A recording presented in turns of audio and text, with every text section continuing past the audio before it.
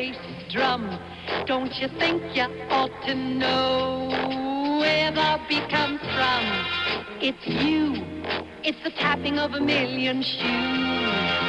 And if you take another look around, you can see it in a different way. Hey, don't you think that you should have a total point of view?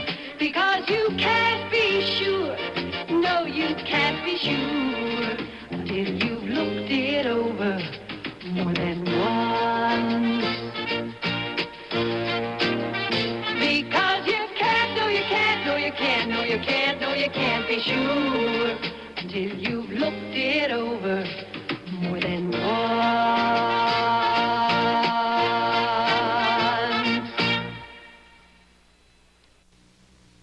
On Christmas vacation, I get to go to the San Diego Zoo. I get to pet lots of animals in the children's zoo. I get to ride the bus and fly the Skyfari.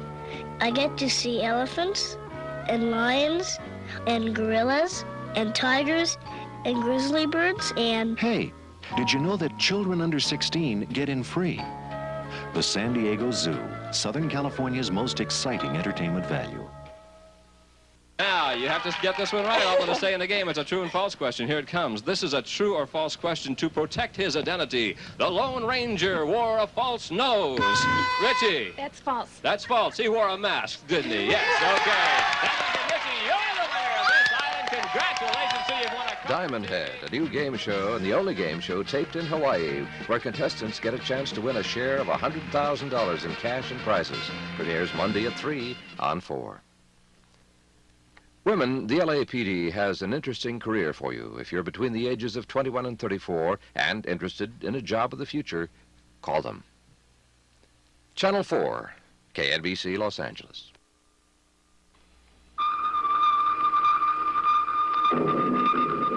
We now bring you an NBC News special report.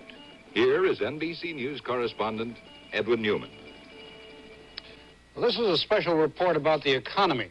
The economy is now the chief preoccupation of the people of the United States, who nowadays must concern themselves with oil, energy crises, inflation, investor confidence, deflation, inventory liquidation, reflation, money supplies, stagflation, unemployment claims, the price of gold, capital investment, floating exchange rates, Federal Reserve policy, the solvency of banks, shrinking consumer credit, and so on. These are not lighthearted subjects, but then there's not much to be lighthearted about.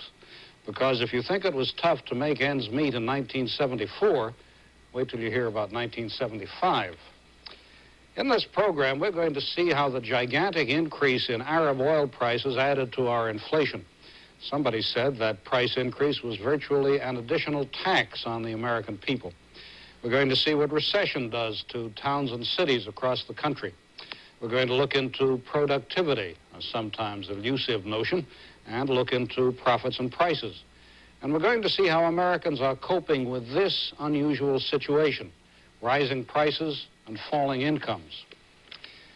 It wasn't very long ago that we were hearing a fair amount about economists fine-tuning the economy. A certain arrogance was involved in suggesting that that could be done. But more important, it implied that things would remain on a more or less even keel, with only minor adjustments, fine-tuning necessary. It has not worked out that way. In the year before the last Arab-Israeli war and the Arab oil embargo, our inflation was already running at over 7%. In the year or so since, it has been running at over 12%. Middle East oil now costs almost 4 times what it did before the embargo. It has also pulled up after it the cost of oil from other sources. So, on the average, we Americans pay almost 75% more for crude oil than we did before the Middle Eastern oil producers realized the strength of their position and acted on it. These are among the consequences. Gasoline is up about 35%. Heating oil is up 70%. Electricity costs 25% more. Those are average figures for the whole country, and they will be higher in 1975. John Palmer has been covering this story in the Middle East. He reports now on the newly rich Arab oil countries and their attitudes toward our problems. Saudi Arabia, with the richest oil fields in the world, took in about $30 billion in 1974, far more money than it could use. Profits flowing into its treasury and to other Arab oil-producing states are so immense that no adequate plan has yet been devised for its disbursement. Despite the recent publicity given to a few investment bids, most Arabs are shying away from suggestions that they plow their new wealth back into Western economies. In reply to charges that high oil prices are driving the Western economies to ruin, oil producers say the rise in price has accounted for only a small percentage of the current inflation rate. That figure can be expected to grow, but it's still insignificant when compared to the damage that may yet be caused if the oil-producing states fail to recycle their petrodollars, the huge surplus of oil revenue they're piling up at the rate of $7 million an hour. Economic experts say the Arab oil producers are interested in working out some kind of a solution because they are paid in dollars and have an increasing stake in the American economy. To some extent, we are partners. We buy very large quantities of goods, consumers' goods and producers' goods from the United States, and therefore it is in the interest of the Arabs to have a stable economy on the other side of the fence. However, I must say quite openly that the political stand of the United States government in fully supporting Israel, almost without qualification, makes many people feel quite ill at ease with regard to our partnership, our economic relationship with the United States of America. As the petrodollars continue to flow out from the industrial nations and into the treasuries of the oil-producing states, a number of countries are taking what steps they can to correct the uneven balance of payments. In the long run, these solutions will almost certainly prove inadequate. The oil revenues will continue to multiply, and the Arab oil nations can absorb only a limited amount of Western goods and technology. The solution would appear to be a joint agreement between the oil-producing states and the oil-consuming nations on a plan to recycle this vast amount of surplus money. John Palmer, NBC News, Lebanon. The United States is one of the few industrialized nations that gets most of its oil from its own resources, about 3/4 of it. And we account for more than 30% of the world's oil consumption. But we have only 5% of the world's oil reserves. More than 53% of those reserves are found in Saudi Arabia and other Middle Eastern countries. They help supply the United States with oil to make up what is not found here, but at great cost. It is a vulnerable position for us, as we learn in this interview that Louis Rukeyser, our economic consultant, had with oil analyst Charles Maxwell. Former President Nixon suggested that the U.S. could be self-sufficient in energy by 1980. Many other observers regard that as an entirely unrealistic goal. What is your view? The new word in Washington is interdependent, which simply means we will never achieve complete self-dependence, but we may bring dependence upon our allies and upon the oil-exporting countries down to something like 10% from today's 16% of total energy supplies that are being brought in. I think that to become independent would put an incredible financial burden on the American people. We would have to develop very uneconomic sources of fuels, which would act like the Arabs' high prices as an additional tax on our people. The chances are therefore, from a political point of view, that we will reduce our dependence on the foreigner, but never eliminate it. To what extent will the continuing energy problems work to slow our recovery from this recession? They will work to slow our recovery from the recession. Undoubtedly, we could start with the automobile industry, which will be hurt by restrictions on gasoline use, whether they come in the form of allocations or higher prices or limitation on imports. Also, it will, the inflationary effect of higher oil prices will be felt by all of us as consumers in our electric bills. Obviously, if you spend more money on electricity, you're going to spend less on suits and handkerchiefs and food and housing. The end result is that we will come out of the recession a little more slowly than we would have, but we will also have a greater degree of independence than we would have. Do you see this as a drag on the U.S. economy for the rest of this decade? Yes, I do, but perhaps we should turn it around. You know, the glass can be either seen as half full or half empty. Maybe we should say that the last 30 years have been an incredible run during which we've taken advantage of an unreal long-term element, terribly cheap energy prices and costs. Perhaps now it would be fair to say that we're bumping up against reality. Or in other words, that our future is going to include higher prices for oil, for energy, and for all the things that they go into. Probably nothing bothers people more in an inflation than rising food prices. People can put off buying some things, but they cannot put off eating, so they cannot put off buying food. Repeated and continuing rises in food prices remind people that their economic fortunes are being affected for the worse. Over the past year alone, food prices have gone up 12%. No one is predicting how much they will increase over the whole of 1975, but it looks as though they will go up another 7 or 8% in the first 6 months, rising at an annual rate of 15%. Bob Jameson reports. The winter wheat crop in the Midwest, the source of flour for bread, is dormant now. The first hard prairie freeze stopped its growth in December. When the spring rains come, this largest part of America's food grain crop will grow again. And if the weather this spring is good, farmers could have the largest winter wheat crop ever. Farmers in the breadbasket planted more wheat in the fall than in 1973. It is a natural response to high prices for their grain, prices increased by worldwide demand. And prices affected as well by inflation that has hit the farm, meaning everything the farmer uses, machinery, petroleum, fertilizer, even fence posts have shot up in cost. Some economists believe lowering the price of food these farmers raise is the first key to reducing inflation.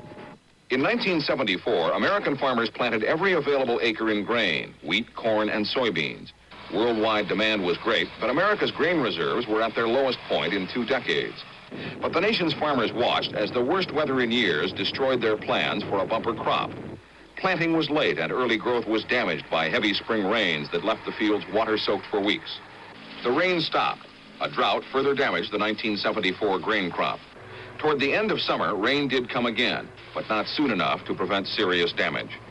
The drought was followed by an early frost that further reduced the crop of corn and soybeans and damaged the quality of the grain that could be salvaged. The 1974 wheat harvests were encouraging, the largest ever, but exports over the last several years have depleted reserves to their lowest point in 25 years, and in 1975, worldwide demand is not expected to lessen. The corn harvest in 1974 was disappointing, nearly 100 million bushels below the 1973 harvest, and the 1974 harvest of soybeans was 300 million bushels below the 1973 record crop. The reserves of those grains, too, have been depleted, particularly stockpiles of corn, which are now dangerously low. What lingering effect will all of this have on food prices in 1975? Meat prices may go up and supplies of beef may go down. That's because cattle are fed on corn and soybeans, and right now those grains are expensive. In addition, raising beef cattle for slaughter isn't profitable now, so farmers are cutting back on production, which may eventually mean smaller supplies and higher prices. And it may mean more grass-fed beef as well, beef that will not be as tender. In the supermarket, as surprising as it may seem, nearly 70% of everything sold is derived from corn or soybeans, or their powders, flours, and syrups.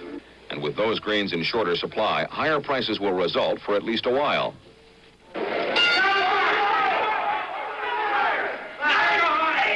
But while supplies are shorter, worldwide demand in the marketplace for American grain is still running high.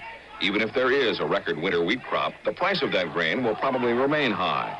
Futures prices for next summer's wheat crop are already higher than they were a year ago, and if that trend continues, that loaf of bread will also increase in price. A good crop of corn, wheat, and soybeans in 1975 could help bring food prices down. But early in the new year, the most difficult thing to predict is the weather, which will have the final say on how much farmers produce in 1975. Bob Jameson, NBC News, Reno County, Kansas. If farmers are uncertain about their crops, workers are afraid for their jobs. On the national level, unemployment is a waste. On the individual level, unemployment can be a tragedy. People out of work, fired, feel cut off from their normal world. They feel unwanted. They may become demoralized and desperate. Well, unemployment in the United States now is at its highest level in 13 years. At least 6 million people are out of work, where a year ago there were 4,300,000. The rate now is more than 6.5% of the labor force. Irving R. Levine reports on unemployment, past and present. Unemployed men selling apples on street corners were symbolic of the Great Depression, and so were soup kitchens to feed the hungry when 25% of the nation's workers couldn't find jobs. Maybe the unemployment figure was even higher. No one was sure. But now, in the computer age, the figures are more accurate. In the Great Depression, a person was sometimes reduced to walking the streets to advertise for a job. But today, some jobs are unfilled because they require people with scarce skills or special experience. Some jobs go begging because the pay is low. Other jobs attract only people who want to work occasionally or part-time. Low-paid jobs go begging for another reason. Unemployment insurance checks provide income for most people who have lost their jobs for 26 weeks and longer in some states. In the Great Depression, free employment agencies, like this one in New York, were opened by city governments to help people find jobs. Again, today, people wait for assistance in finding suitable jobs at employment centers run by states and by the federal government. But the difficulty in finding work varies widely in the nation's population. Among married men, 3.9% are now out of work. Among adult women, 6.6% can't find jobs. As for adult blacks, 11.7% are without jobs. And among all teenagers, 17.3% want a job and can't find one. But these statistics can be misleading in some respects. For example, a teenager who occasionally babysits but has not had a call lately is counted as unemployed. On the other hand, an adult who has become discouraged and has temporarily stopped looking for a job is not counted among the unemployed. Administration officials expect unemployment to climb to about 7% from the present 6.5% before it starts to decline. However, many economists predict that unemployment will climb to 8% or even higher. That still is far below the Great Depression level, but for the individuals who comprise the unemployment statistics, that fact doesn't make their plight any easier. Irving R. Levine, NBC News, Washington. Wherever you look across the United States, plants are closing, industries are slowing down, businesses are failing. As an example, fewer houses are being built, so the lumber industry has been hurt. People aren't buying so many cars, so steel and other auto-related industries are having layoffs.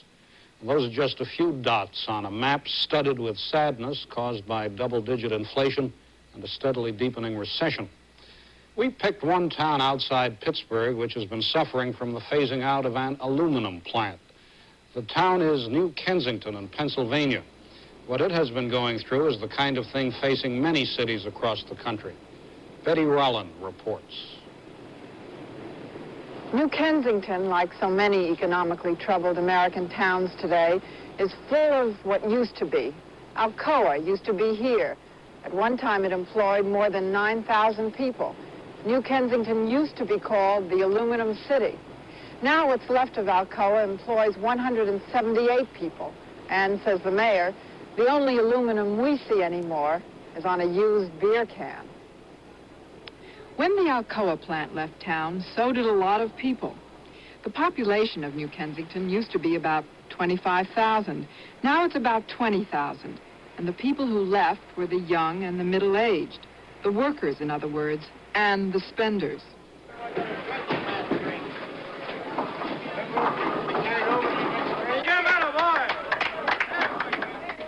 New Kensington now has an unemployment rate of 10%. 20% of the town are retirees, like these Alcoa men enjoying their weekly bowling night. Company pensions have enabled many of them to live fairly comfortably, but not so comfortably that they contribute much to the economy of their town. When workers and their families were around and spending money, they spent it here in downtown New Kensington. In those days, the big stores like Montgomery Ward and J.C. Penney used to be here. Now, in part because of Alcoa's departure and because of the general trend, those stores have pulled out to the shopping centers. This is what's left. Prostitutes are not the most reliable barometer of a town's fiscal health, but one old-timer noted that even they are gone. In general, as good business fizzled in New Kensington, so did good times. I had a terrific bar business here. I used to have customers lined at this, in front of this bar, 3 and 4 deep. On Friday and Saturday night, they would be standing on the steps waiting to come down to enjoy the atmosphere and what we had to offer, the services here. And finally, we had to close this room entirely. If we could only convince the younger generation to stay here in their own backyard instead of, well, trying to explore other parts of the country.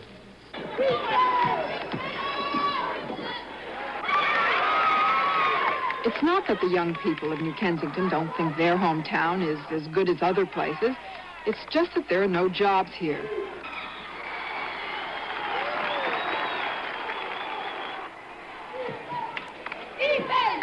Phoebe, don't... Right, back up with them. So after graduation, they leave. And before. You wouldn't guess, looking at the crowd at the high school basketball game, that the school's enrollment dropped from 6,000 in 1968 to 4,800 today. Back up! Even under normal conditions, high school kids in small towns often want to go elsewhere for jobs after graduation. But these kids used to have a choice. There used to be jobs in New Kensington if they wanted to stay here. Not anymore. Jobs around here are small. I don't think there's any openings for electricians around here. For what I want, anyway. Not right now, there isn't. Now, has this come to you from your friends or relatives that the jobs are few and far between? From relatives, friends. From what I see in the paper, a lot of people are losing their jobs. So you're willing to go out of the territory then? Right. In other words, you don't feel too bad about leaving New Kensington?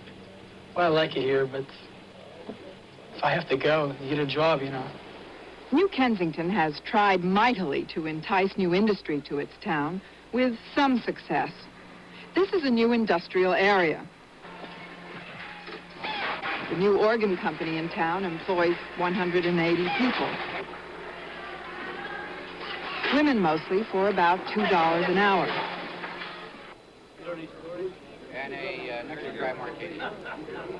And this cocktail party was given to officially welcome a new rust-proofing company. It employs 25. If you got into chromium and nickel, how many new employees do you think that would bring in if you got into a total operation? The main thing is we need small industry. Yeah, I was going to say, we do need industry. The industrial park can use as many of those type of industries they can get. And I think they're on the right track because hopefully if the rails get moving, they have a ready-made artery. Perfect location. A solution of sorts for some people in New Kensington, short of leaving the town altogether, has been to remain living here, but to work somewhere else. At 7 o'clock every morning, this commuter bus takes workers to Pittsburgh. But of course, many workers there are getting laid off as well. Some community leaders here feel that it wouldn't be a bad thing if New Kensington became more of a solely residential place, a place where people came just to live. But in order to entice homeowners, these same people admit New Kensington would have to spruce up. And there's not much money these days for sprucing. Alcoa was more than just a plant in this town. It was the town's identity. The company did a lot to make its demise painless, but it has been suggested it might have done more. And the people here might have done more, simply to face the fact that a death was happening. Even now, many people still cling to the ghost of the good old days, and they talk not about change, but about resurrection. Betty Rollin, NBC News, New Kensington, Pennsylvania. Those are real problems for New Kensington and for the rest of the country. To assess those problems, we've brought together a panel of experts. Walter Heller, former chairman of the Council of Economic Advisors, Milton Friedman, economist and columnist, Louis Rukeyser, host of the PBS program Wall Street Week. Lou, do you have any answers for us? Well, Ed, economists always have answers. The problem is that they often have several different answers to the same question. Let's start with this question of recession and unemployment. How did we get into this mess, and what ought we to do to get out of it? Walter Heller? Well, Lou, we're in kind of a three-way squeeze. Number one, oil has picked our pockets of about $20 to $25 billion. That's not come back into the economy. Number two, money has been terribly tight in the effort to fight inflation. And number three, the federal budget has been tightening by any economist's standard and has been putting downward pressure on the economy. I think that is taking some of the inflationary steam out of the economy. It's high time we recognize that inflation is not now public enemy number one. It's recession. We're headed for 8% unemployment, 7.5 million unemployed in the middle of 1975. And it's high time that we reversed gears, that we gave back to the taxpayer some of the money that's been picked out of his pocket by inflation with a $15 to $20 billion tax cut, and that we ease up on money. Milton Friedman, I suspect you take a somewhat different view. I think our recession is really a consequence of our prior inflation. I think our problems are due to an overdose of the kind of fine-tuning that Walter has just been recommending. In the search to get the economy keyed up, we pour in too much money and too much steam. We get an inflation going. Then we step too hard on the brake, get a recession. And now Walter is recommending that we again step too hard on the accelerator. I think that we need to keep a steady, moderate course. Inflation at the moment is going to taper off a little. The recession is a severe problem, there's no doubt. But I think that we must take a course of moderate monetary restraint, moderate fiscal restraint, in order to get out of the recession without launching us on a new wave of inflation. In your rogues gallery, is inflation still public enemy number one? Inflation and recession are not two different things. The recession is the effect of the prior inflationary policies, but inflation is a fundamental thing we have to control.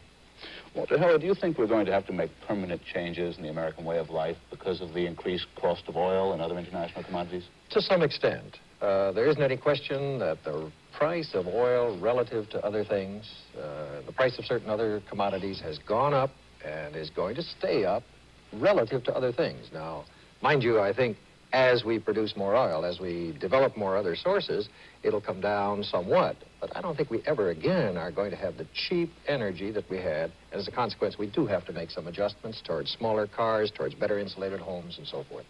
What's your view, Milton Friedman? The price of oil will come down. The oil crisis has caused us great economic costs, there is no doubt. We've had a large transfer of wealth from us and from countries who are consuming oil to countries who are producing oil. But the most serious problem for this year of the oil crisis, in my opinion, is its political effects in the Middle East. The cartel at the moment is holding. It will sooner or later break. But the problem is that before it breaks, it may bring down the Middle East in flames, and goodness knows what the consequences of that would be. Let's talk again about one of the problems we have here at home. We've just seen in New Kensington the problem of unemployment. How bad do you think that's going to get? Well, it's very hard to make an exact estimate. Economists' predictions have not been very good.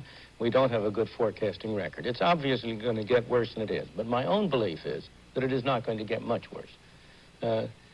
As to what we ought to do about it, it's clear that we must make provision for taking care of the people who are in serious distress. I think President Ford's proposals for improving the unemployment insurance system from this point are very good. But again, we must have a longer view. We must not try to resolve today's problems at the expense of creating still worse problems a year after that. Walter Heller, you've talked about 8% this year. 8%? That's 7.5 million unemployed. I'm not willing to stand by and let that many people be unemployed when I can see that we can prevent some of it and at the same time have inflation continue to ebb. But you Milton cannot Friedman wants to come back, but we just can't do it now. We will be back later in the program for more of this discussion. We'll be back in a moment to look at productivity, profits, and prices. Who loses and who gains?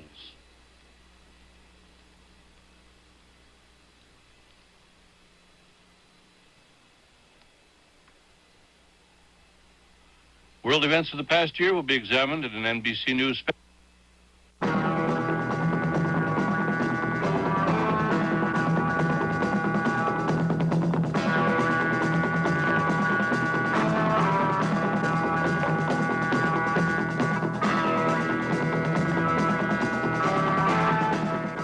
This is Jess Marlowe.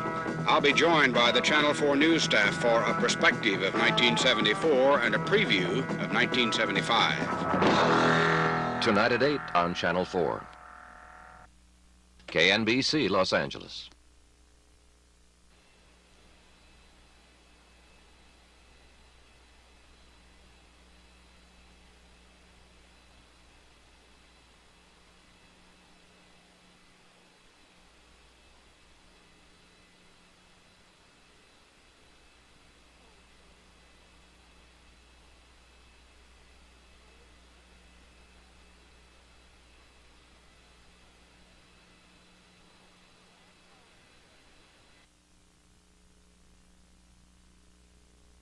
One moment, please. We will return to the program scheduled in just a few seconds. Right now, it's pointing down. It includes a look at the housing industry. Building permits are down, which is bad. It examines how much money people borrow. They're borrowing less, and that's a sign of lack of confidence in the future.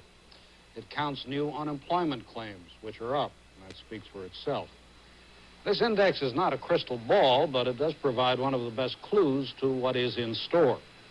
It also takes a look at productivity, that important measure of our working efficiency.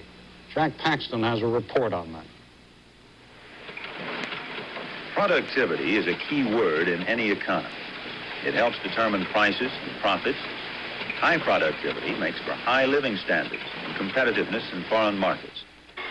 Productivity is not production. It is efficiency of production, how much you get out of what you put in. Americans have always taken pride in their productivity. Yankee ingenuity, inventing, building, and using everything better than anyone else. The fact is, Americans are no longer doing that so well. Their efficiency of production is dropping. For a while, it was merely that productivity increases were not as great as they had been.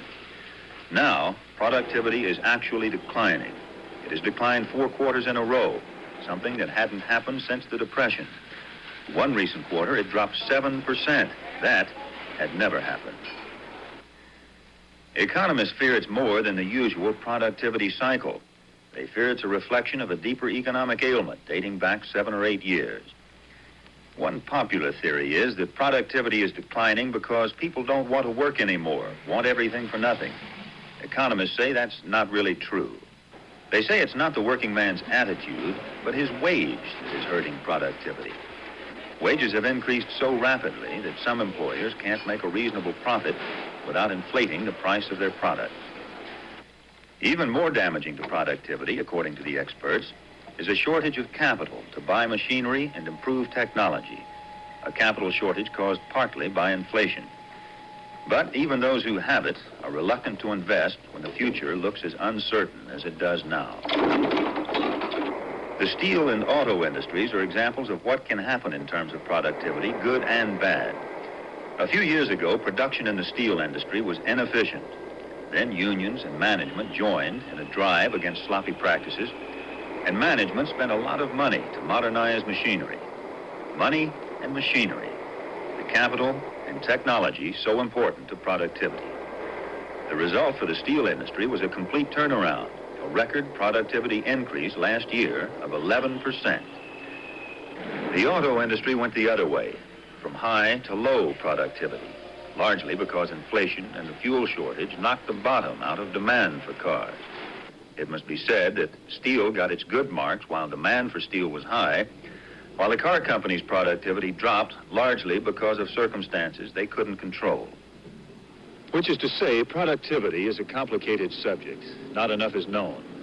In 1970, the government established a national commission on productivity, but experts say it hasn't been very productive.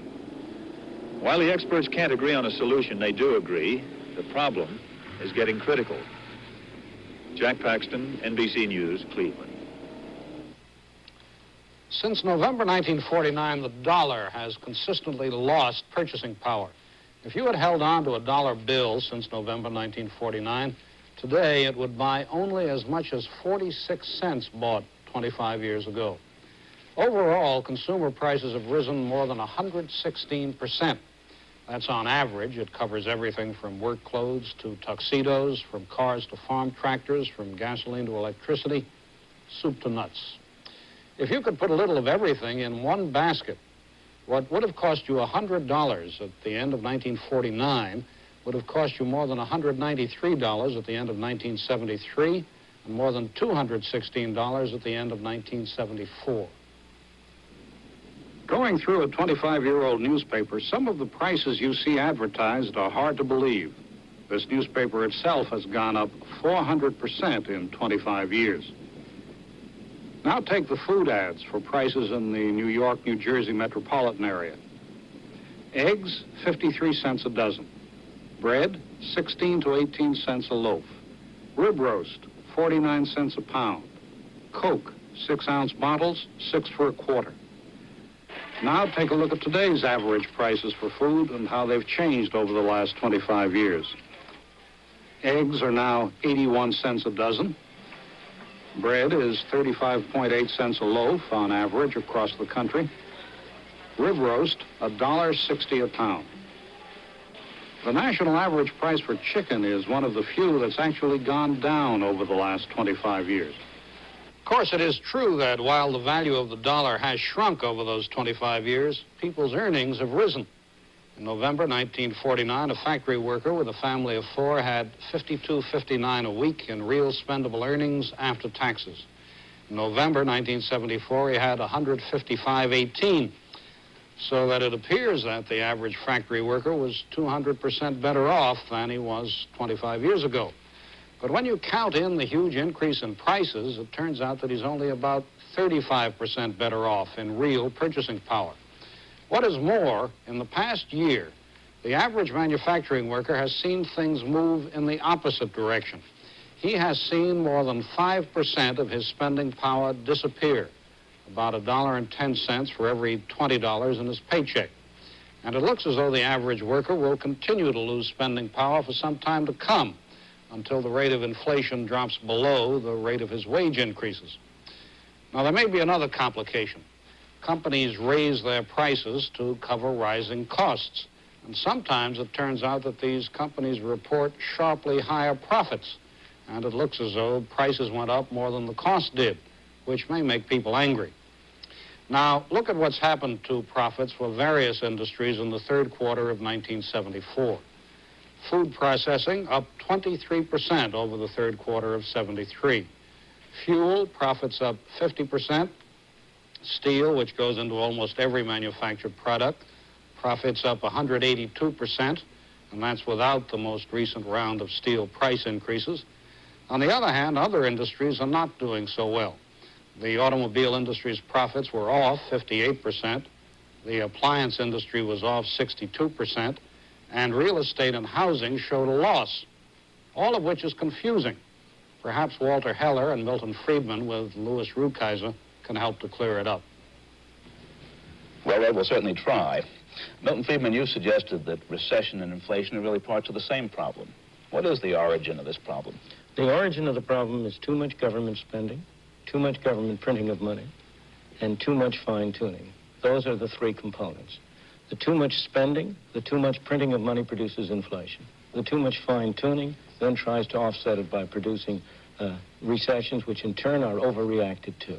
Walter Heller, you wouldn't agree with that. That's just a vastly oversimplified. I mean, that's a discussion of the problem, because you have to look at the world as it is. The world will not tolerate mass unemployment.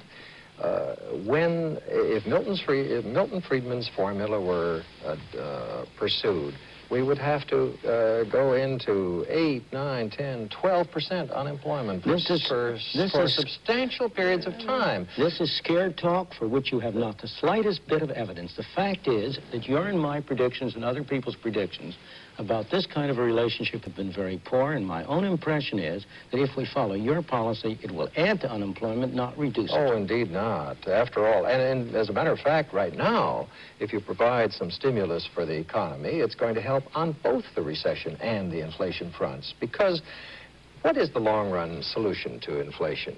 Well, in part, it's higher productivity. It's avoiding shortages and bottlenecks. And if you make the economy, if you knock it flat on its back, people are going to stop investing. They're going to stop doing the very things that you need to do to cope with inflation in the longer run. This is where we came in. It is precisely those policies that have put us in our present situation. Those policies led to inflation rates of about 4% in '66, of about 7%, 9% in '69, of about 12% now. We're on a roller coaster. Are you suggesting that the government should do nothing to stimulate the economy now? The government should, in my opinion, continue on a moderate monetary policy of expansion of the quantity of money at a slow rate, on a moderate fiscal policy. I am all in favor of cutting taxes at any time under any circumstances, provided you also cut spending. If you both cut taxes and spending, you will significantly stimulate the economy in the right way, in the effective way of providing business with an incentive to invest, of reducing interest rates so that housing will recover.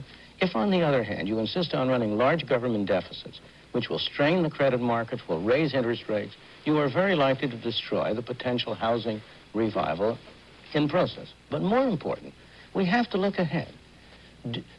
We might be able to save a little bit of unemployment in '75 at the expense of a lot more in '77 or '78 when we come to 15, 18% inflation, and once again we have to ask, what do we do? Walter, are you at all concerned that stimulating too much might set off more inflation? Absolutely, but a $15 to $20 billion stimulus is a minor stimulus. It is less than it is about half a year's normal growth in federal revenues.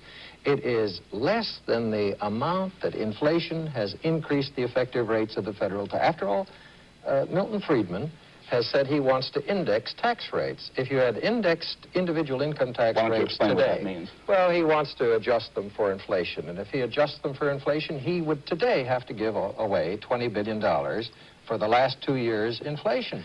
And if you at the same time cut expenditures, then the economy gets nothing out of it. You see the problem. Walter refers to giving away.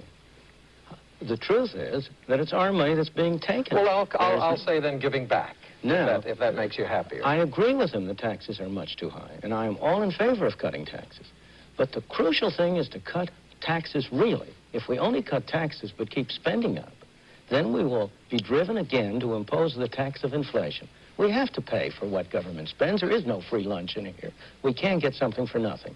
And the most important thing we need to do in this country is to give the ordinary man more of his own money to spend for himself instead of having it being spent for him by bigger and bigger government. But Milton, if we were running full employment today, we would be taking in about $30 billion more than we're paying out. And I don't believe the economy can get back to full employment with that kind of an overburden. And I want to strip off that overburden. We're going to come back a little later and talk some more about these subjects. I know you two would like to have at each other. I think it's interesting that economists who disagree so much with one another and who are often unpopular with the rest of the populace do manage to come together on this one issue that is always popular, which is that we ought to cut our taxes.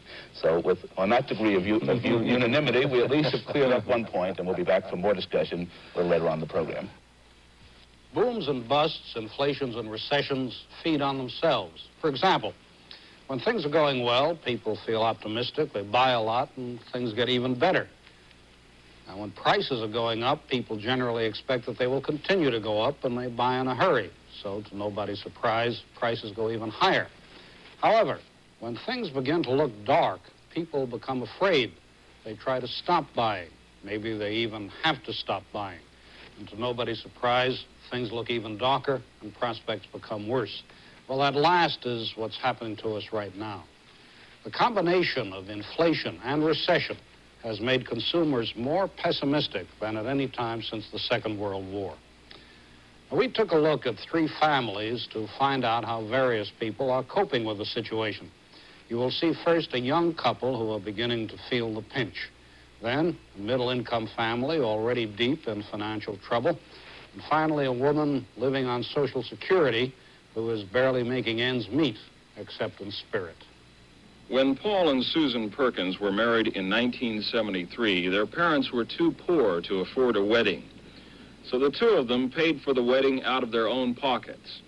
Paul, who's 20, and Susan, who's 19, are a very independent couple. Paul Perkins began working to help support himself before he got out of high school. Now he's an apprentice repairman at the Hughes Tool Company, earning $4.30 an hour. Business is so good right now that Paul works a 6-day week. That gives him about $700 a month in take-home pay. With his wages, plus his wife's earnings as a secretary, the two of them were able to save enough money to buy a small house, something that's impossible for most young couples to do these days. They're glad they've got the house because Susan is about to have a baby. The child is due later this month. Susan quit her job when she became pregnant, so now they have to get by on Paul's paycheck. Although his earnings are good, the two of them say they have to watch every penny very carefully. Do you sit down and actually plan out a family budget? Oh, yeah. You have to. Every month, we sit down and see, how much food has gone up and how much extra money we have, how much we get each paycheck, what's left over after we pay the bills. He gets $5 for the next week and I get $5 for the next week, and that's it. Neither of you seem to be too awfully worried about the future. Is that a true statement? No, because you hear a lot on the news now that there's going to be a depression by, middle of next summer, something like that. I worry about that sometimes. I wonder what it's like and what'll happen. You never can tell. I guess I live to the past. Last year was such a nice year that next year has to be, it couldn't be all bad. John O'Donnell is a newspaper reporter in New Kensington, Pennsylvania. He used to have another job in a research plant nearby, but suddenly he got laid off.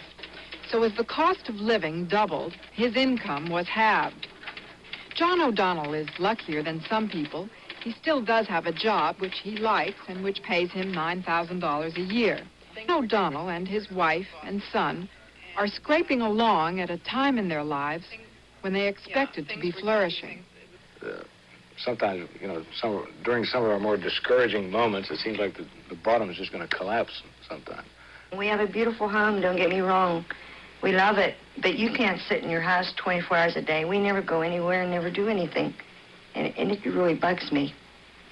What kind of things did you used to do that you don't do anymore? Oh, I love dancing, and I love a show, and I love going out and having a drink or two. I mean, you get out. We went to a show not too long ago, well, maybe 6 months ago. And I said, boy, I feel like I was in New York somewhere. I was in a different world because I come out, big screen and buildings, and I said, boy, that sure changes your life. We said we were going to go once a month. It never happens. Have you had to cut down on basic things?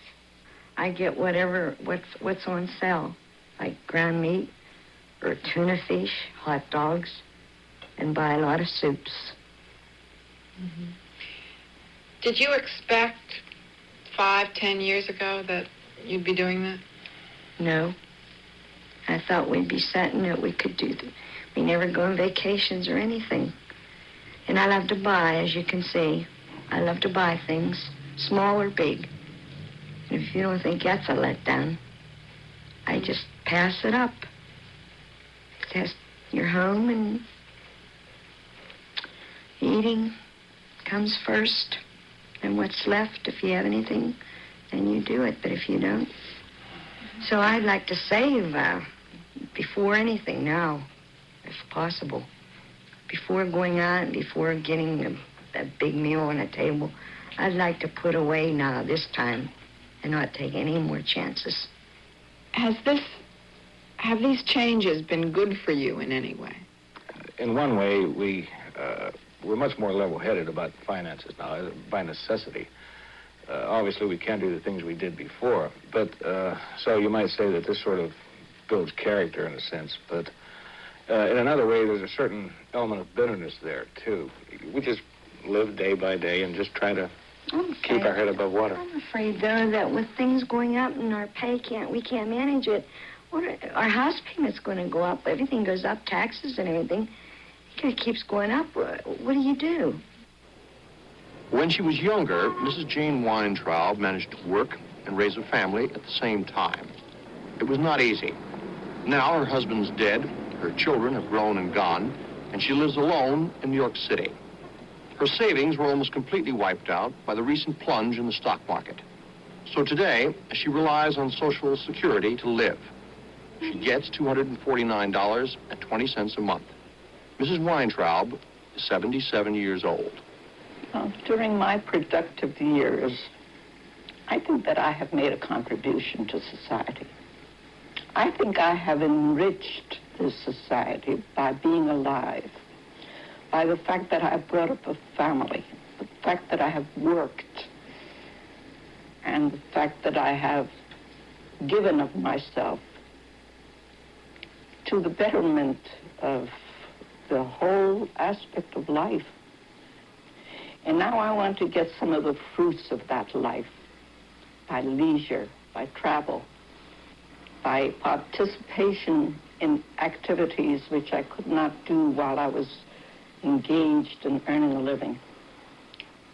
I'm afraid I haven't been able to do that.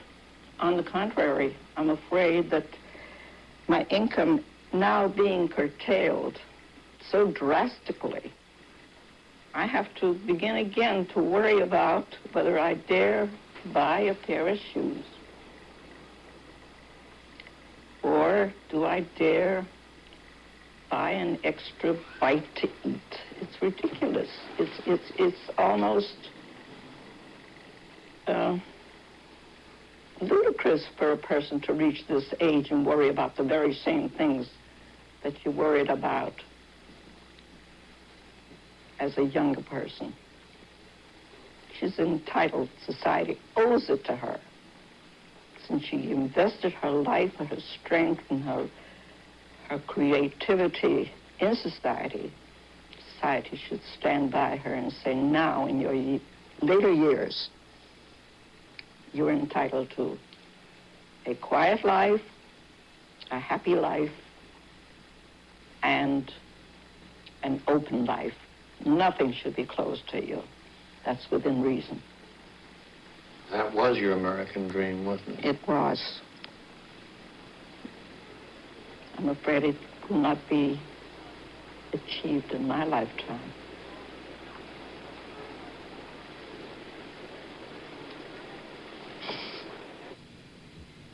Gentlemen, Mrs. Weintraub has raised an important and provocative question. What does our society, as she put it, owe to its citizens? Walter Heller? Well, it's really a question of what, in a sense, do we owe to each other in a democracy. And I think, first of all, we owe each other equality of opportunity, and that's something we have to do collectively rather than individually. And that means, secondly, that those who are denied by the conditions of the economy and the conditions of society, who are denied equal opportunity, have to have a certain amount of collective support from government, whether it's because of unemployment or old age or other kinds of disadvantagement. And third, I think that when you have a system in which there are rewards for effort, you ought to do everything possible to see to it that efforts are rewarded. And if you have spent a lifetime, a productive lifetime, and you are in retirement, like Mrs. Weintraub, you should provide a reasonable level of living and of being able to do some of the things that she can't do from the labors, as it were, of those who are still employed. Milton Friedman, how do you approach that question?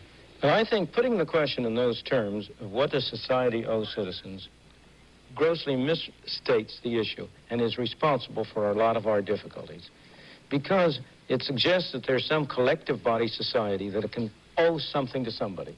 That's not true. Only people can owe. Only people have obligations. Our real problem is how do we, as a group of people individually, cooperate together in promoting our separate values? And there, I think the fundamental problem that Mrs. Weintraub's comments points to is that our democratic institutions have failed.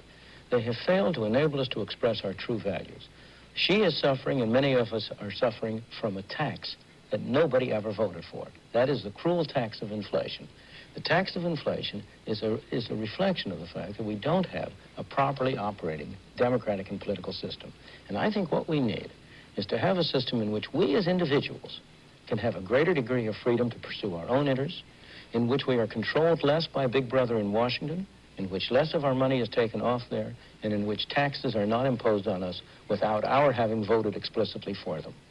Gentlemen, I want to turn from the past and the present to the future, but first I want to ask this. As Milton suggested himself earlier, economic forecasting is in bad odor these days. In fact, as a group, you economists are not thought of much better probably than politicians.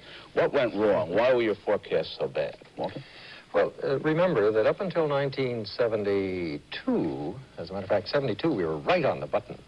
It was 73, which was the year of infamy in inflation forecasting, because we did not foresee that there would be quadrupling of oil prices. We didn't see that there'd be world food shortages. We didn't see that the anchovies would disappear. We didn't see that there'd be the great grain robbery by the Russians. It's true we didn't foresee those. Neither did anyone else. For this year, the Federal Reserve suddenly turned tail on us about last February or March, and as a result, we were thrown off in the second half of the year.